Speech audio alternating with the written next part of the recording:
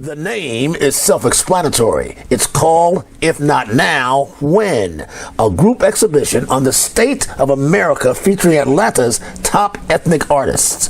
They contend this is what the National Black Arts Festival can and should be. Some of the most dynamic artists in Atlanta, but they're nationally known, internationally known. So it's bigger than just me. It's saying, okay, you remember when I told you we're going to replace the National Black Arts Festival? This is the beginning of that. It's a part of it. We started years ago, but it's a part of it. You really think that can happen and these sort of artists represent where the National Black Arts Festival should be going? Yeah, because these are some of the top artists that they don't get behind. So when you look at the work that's in here, this is the work that needs to be promoted. And also when we look at the patrons that's in here, these are the patrons that support the National Black Arts Festival. So all of my stuff is connected. Jaballo says his art on display here is about that fight and that bite. The exhibition is riveting and compelling and may well signal a significant and substantive change in Atlanta's black arts scene. Well, the title of the show is If Not Now, When? Look at everything that's happening during the Trump administration, just in the community, nationally, locally, around the world, the voting rights, Black Lives Matter, immigration rights, just things that are happening with people in society. And how are we addressing that? What are we not talking about? The gun control laws, just what's going on in society, our civil rights. So if we don't talk about it now, when? So this is a statement about looking at all the issues that are happening, that happened 50 years ago, that are still happening today.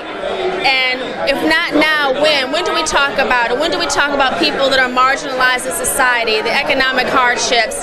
When do we talk about the young kids that are being killed on the streets and killed in the schools? So when do we talk about the voting rights? When do we talk about immigration rights? Have that real conversation. So the artists are making statements, and they've always made statements with their work. These are artists that aren't afraid to push the envelope, and they kind of match my mission statement, which is art and ideas that reflect a visual conscience of the times that we live in. For Atlanta artists, the struggle continues, Gray laments. Tell me why you're here and what does your work represent in this exhibit today? Well, I'm one of the artists selected because this series that I have talks about different races in America today, even in my work. People from Cuba, where I'm from, but it's based in American politics because I started after Obama went to Cuba. I decided to do this series of work, so it was a great moment to do this subject matter about Cubans and races in the United States. Robin LaJean Eaton is an arts expert and the former director and curator of Southwest Atlanta's Aviation Community Cultural Center. I think that Alexi Torres' art is exemplary, and it really stands out in the cadre of Atlanta artists. I saw his work for the first time at the Mason Mural Gallery in 2013, and I was knocked out by it. I was with a friend of mine who I ended up curating an exhibition for at the Aviation Community Cultural Center, and she's from Brazil. And I said, even as a light painting photographer, that's what you need to go for. That needs to be your goal right there.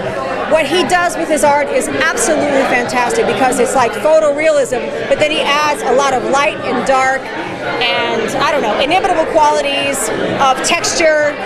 I'm just really impressed that he's part of this collection tonight. And I think this collection tonight really represents some of the best of our urban artists here in Atlanta, Georgia. So it's very encouraging to see it, and I hope that this continues. The exhibit attracted a robust crowd of art aficionados, ranging from Clark Atlanta University journalism students to CAU's basketball coach Darryl Walker, who is also an avid art collector. I mean, I know Alfred Conte, of course, I know Kevin Cole, and I know Juan Logan. They're all in my collection, so I had to come out and support these guys tonight. But I've been an avid collector probably since 1990-91 when my teammate Bernard King started me to collecting. You've been around the world. Mm-hmm. How does Atlanta art, black art, compare to what you've seen in other places? Well, it has definitely grown over the years. Since the National Black Arts Festival, it's gotten so much bigger. You got more collectors that have moved to Atlanta. They're now living in Atlanta. So this is a good place for collectors and for artists to be here. Kind of a burgeoning town? Yeah, no doubt about it. It's past burgeon. It's a collector's town. You know art as well as anybody. You're an avid collector. What does this exhibition say? What are you getting out of this? Well, it's one of the most extraordinary exhibitions that I've seen in this town in a long time. It's excellent, but the caveat is that in this area, in this region, the artists are so exceptional, and our job is to get more exposure. We need to be in New York, Los Angeles, Paris, and get them because of the level of their talent and their commitment to their craft. They are excellent. This work would stand up with any work in the world. And I'm so proud to be here and say that these artists are from Atlanta. They're in our area. A turning point for Atlanta? Is Atlanta underappreciated, overlooked, you think, or our time has come? Well, I think our time has not come, but I think it's coming. Art is political. It's provocative. It's confrontational. Why? Because artists are our truth serum. I'm Maynard Eaton, reporting from the September Great Gallery in Buckhead.